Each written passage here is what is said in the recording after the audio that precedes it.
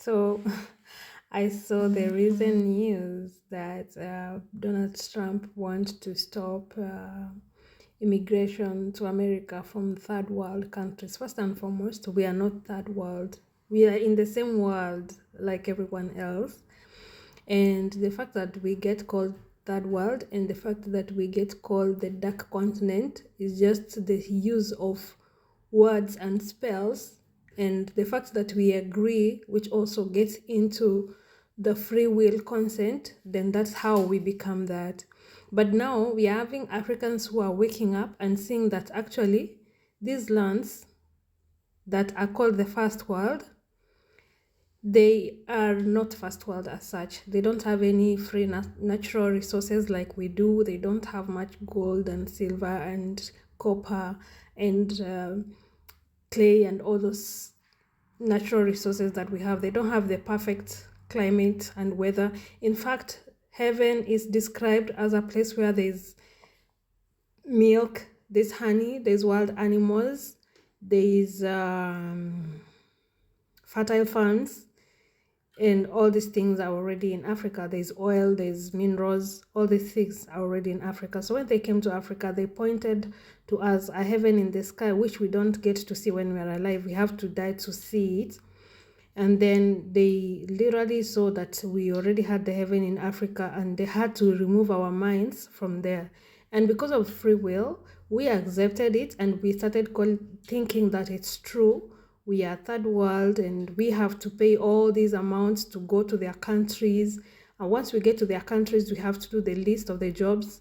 Of course, there are few people that don't have to do the list of the jobs, but majority, they do. And the ones that got enslaved and are there already, they have gone through so much trauma that they are not even able to do most of the works, even if it's the less of the jobs that are available. I have been fortunate enough to live in America for 4 years before COVID. And after COVID, I decided that I wanted to leave because I didn't want to take that thing. Yeah, so when I was there, my soul was not happy. I was so restless because there's so much police brutality against black men and let me say melanated men and melanated boys. The women, they suffer so much when they go to hospital. They get told, no, go back, your labor is not that serious. In the end of the day, when extended labor is so much, it affects the unborn baby. That's why babies in the African American families, they end up being autistic because of maybe others will swallow the fluid, others the fluid will enter their ears. There's so much complication that comes when the baby is ready, the mother is ready, but the hospital is not helping them. So all this has really affected the melanated family over there. And most people who come from Africa and go to America, they don't speak about these things because they don't get treated the same way. They are treated like people are different, people are special because of divide and rule. So these Africans are treated different, then African Americans are treated different.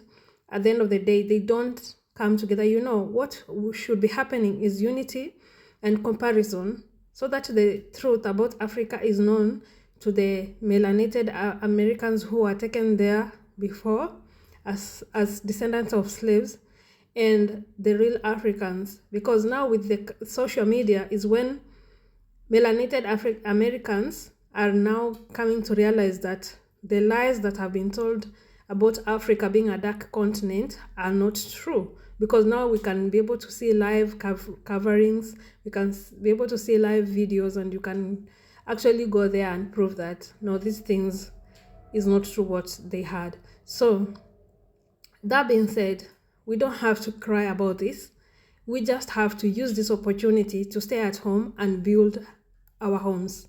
And the ones who are already abroad, you don't have to use all your money to invest abroad. You can actually use that money, invest at home, so that eventually we are able to learn on how to add value to these our minerals, add value to whatever we have, so that we can make our countries respectable and we can join the first world as they are calling us.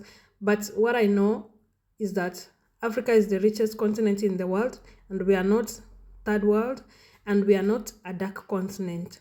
So this is an opportunity for us to unite, to dispel all the lies that have been told about us, and to come together and join. Long live King Traore, who is standing up. He has abolished wigs in his country. The judges there are now not wearing those white things, you know, like he's doing everything African, you know. The only thing also that they use so much to divide us is religion. I love how the Gen Zs of Tanzania are rejecting that division using religion. We knew the Most High, we knew the Creator before colonization and slavery happened. So we can't use religion of Christianity and Islam as the basis of how we should relate and as the basis of how we should hate each other.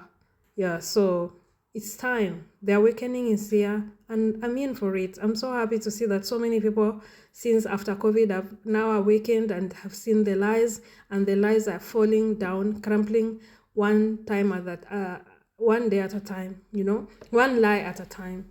And most of the time people are like, you don't have to speak things on social media. They are not making impact. My friend, words have power, thoughts have power. Because of the words that were told to us when we were young, when we didn't know, when we didn't even have comparison, when we didn't have friends across the globe who could tell us the truth about what was happening, when media lied to us about the picture of Africa, those words and those thoughts, they made us to be poor and they made us accept our fate. But now we have to speak these words, the words of life on motherland.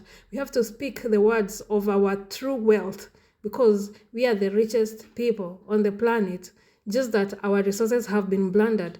But it's our time. So let nobody shut you up whenever you try to talk about it. Talk, your words have power.